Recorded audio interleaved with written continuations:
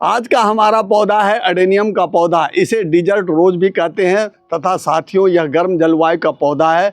यह मार्च से लेकर के नवंबर तक फ्लावरिंग करता है। और दोस्तों अब हम पहुंच चुके हैं सितंबर के फर्स्ट वीक में।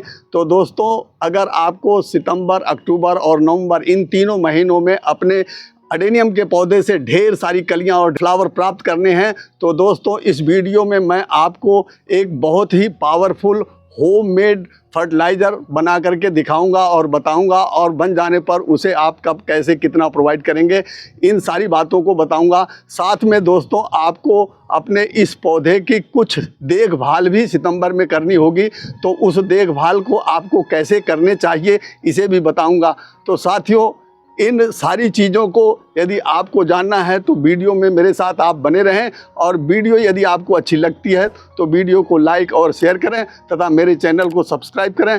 आइए दोस्तों वीडियो को शुरू करते हैं।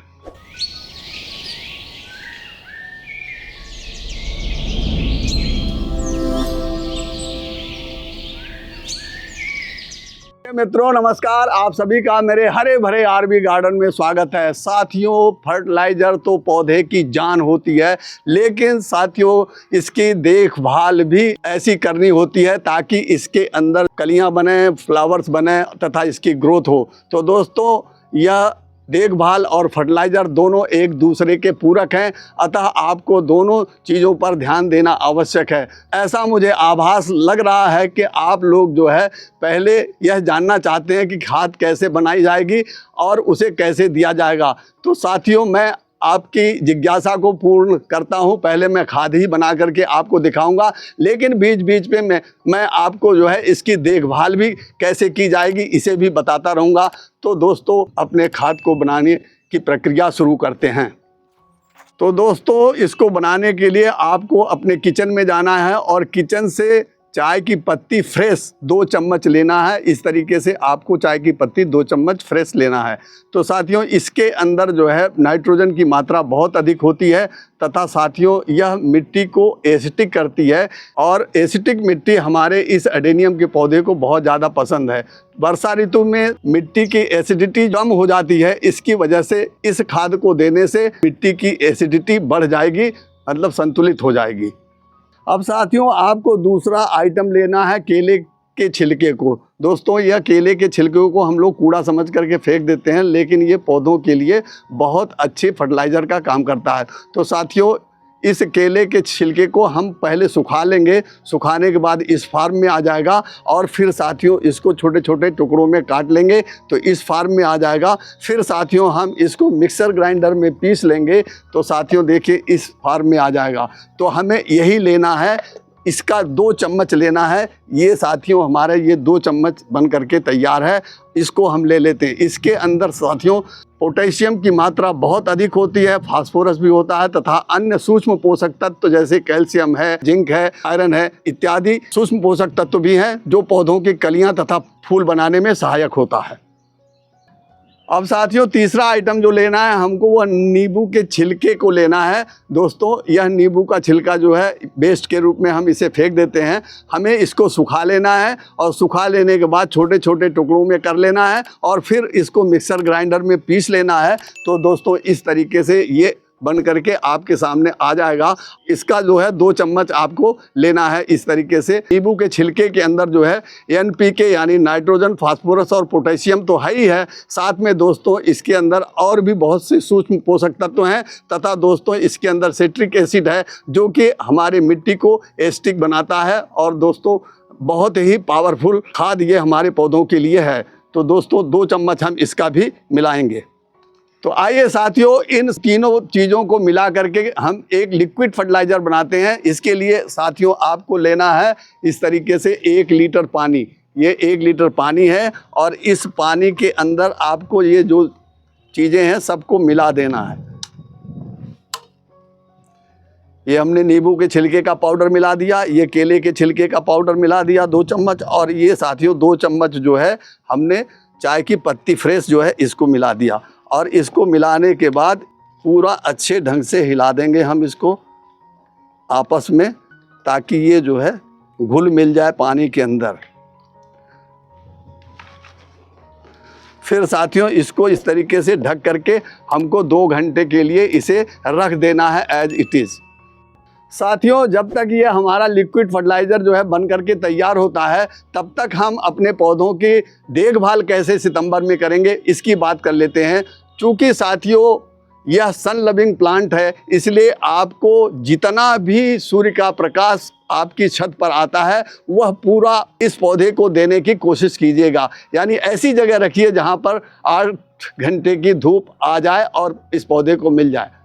केयर टिप्स नंबर 2, साथियों आपको अपने पौधे पर कभी भी ओवर वाटरिंग नहीं करना है। इस चीज़ का आपको विशेष ध्यान रखना है। ये पौधा ऐसा है साथियों कि यह बिना पानी के तो आपका साथ देगा, लेकिन अगर आपने इसमें पानी ज़्यादा कर दिया तो साथियों फिर इसकी जड़ों में रूट राट आ जाता है और फिर पौधा आपका फंगस का शिकार होता है और मर जाता है। तो इसलिए दोस्तों आपको पानी बहुत सोच समझ के देना है और बिल्कुल मिट्टी को चेक करके ही देना है। जब आवश्यकता हो तभी आप पानी दें इस पौधे को।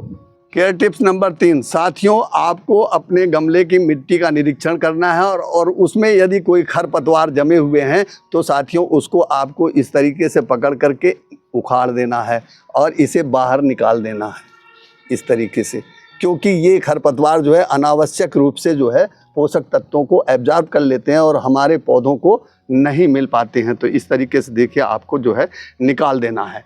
अब साथियों इसके बाद आपको जो है अपने पौधे की गुड़ाई कर देना है। बहुत हल्की गुड़ाई करना है आपको और मिट्टी सूखी होनी चाहिए। जैसे देखिए ये हमारी मिट्टी सूखी है तो हम इसकी जो है इस तरीके से गुड़ाई कर देते हैं हल्की हल्की, ताकि इसकी जड़ें डिस्टर्ब ना हो।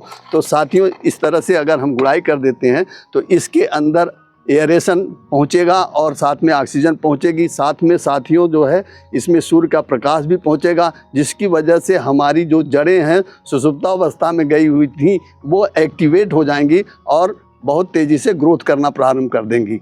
और साथियों जब आप इस तरह से गुड़ाई कर लें तब आपको महीने में एक बार जो है 2 चम्मच आपको लेना है ये बोन मील और 2 ही चम्मच लेना है नीम खली पाउडर, और इसको जो है मिला करके आपस में और आप किनारे किनारे इसके जो है इस तरीके से डाल देंगे और डाल करके फिर हल्का सा जो है इसकी इस तरीके से गुड़ाई कर देंगे।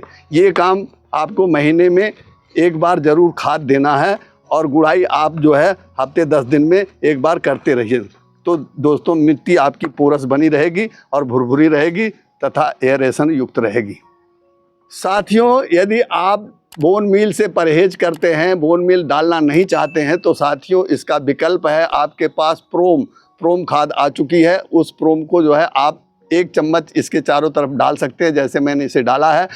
और अगर वो भी नहीं है आपके पास, चूँकि वो ऑनलाइन मिलेगी, तो आपको इसकी जगह राख फास्फेट भी डाल सकते हैं। राख फास्फेट डाल दीजिएगा। इसके अंदर कैल्शियम और जो है फास्फोरस की मात्रा तथा जिंक की मात्रा बहुत अधिक होती है, जो पौधे के ग्रोथ के लिए तथा साथियों जड़ों के ग्रोथ के लिए बहुत ही आवश्यक होता है। तो यह काम भी आप कर सकते हैं। साथियों अगर आपके पौधे पर मिली बग लगा हो या कोई फंगस इत्यादि लगी हो तो उसके लिए साथियों आपको इस तरीके से साफ फंगीसाइड लेना है और इसको साथियों 1 लीटर पानी में जो है आधा चम्मच मिलाना है और फिर ये विक्टर नाम का इंसेक्टिसाइड है साथियों, आप इसे लेकर के इसकी 6-7 बूंदें जो है 1 लीटर पानी में उसी में मिला देंगे। मैंने ये मिला करके बना रखा है साथियों, देखिए ये मैंने बना रखा है और इसका फिर आप जो है अपने पौधों पर जो है छिड़काव कर देंगे इस तरीके से। तो इसके अंदर जो भी मिली बग होंगे वो एकदम से हट जाएंगे, वो भाग जाएंगे साथियों। और जो फंगस इत्यादि होगा इसके पौधों के ऊपर डंठल में वो भी हट जाएगा। तो आपका पौधा सुरक्षित हो जाएगा और बहुत तेज़ी से ग्रोथ करेगा और फिर फ्लावरिंग करेगा। साथियों हमें अपनी खाद को बनाए हुए 2 घंटे हो गए हैं। अब साथियों इसको हम इस तरीके से हिला देंगे पूरा। हिलाने के बाद साथियों इसके अंदर जो तीनों पदार्थ हमने डाले थे उसके सारे पोषक तत्व जो है इस पानी के अंदर उतर गए हैं। और अब हम दोस्तों अपने छोटे पौधों में 100 ml डालेंगे। इस तरीके से आपको 100 ml छोटे पौधे में डाल देना है। ये देखिए 100 ml करीब हो गया, थोड़ा सा और डालना। और इसमें जो बड़े पौधे हमारे इसके अंदर हमें 200 ml डालना है।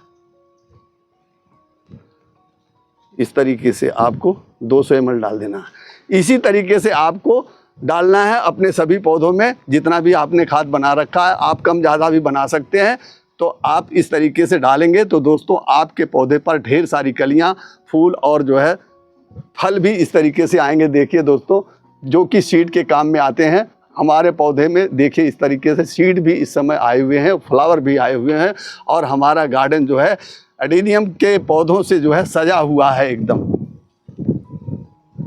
दोस्तों, इस घरेलू लिक्विड फर्टिलाइज़र को आप जो है 10 से 15 दिन के अंतराल के बाद अपने पौधों को देते रहेंगे, तो दोस्तों आपके पौधे पर ढेर सारी कलियां और फूल बनेंगे।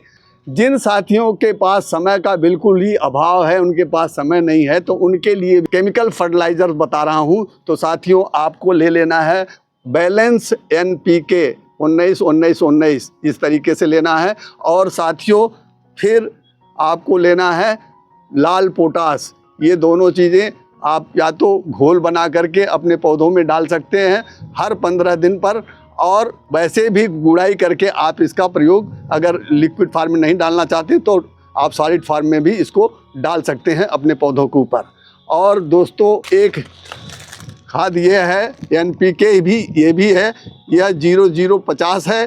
दोस्तों, इसके अंदर पोटेशियम की मात्रा बहुत अधिक है, और इसकी वजह से जो है अगर आप इसको 1 लीटर पानी में 5 ग्राम मिला करके अपने पौधों पर स्प्रे कर देंगे पूरा, तो दोस्तों आपके पौधे पर कलियां और फूल आना प्रारंभ हो जाएगा। तो इस तरीके से आप जो है कम समय में भी अपने पौधों से अधिक मात्रा में इन खादों का प्रयोग करके फ्लावर्स ले सकते हैं। तो साथियों, इस वीडियो में मेरे द्वारा एडेनियम के पौधे पर बताई गई सारी इन्फॉर्मेशन यदि आपको अच्छी लगी तो आप मेरे इस वीडियो को लाइक करिए तथा चैनल को सब्सक्राइब करिए। मिलते हैं नेक्स्ट इन्फॉर्मेटिव वीडियो में, तब तक के लिए हैप्पी गार्डनिंग।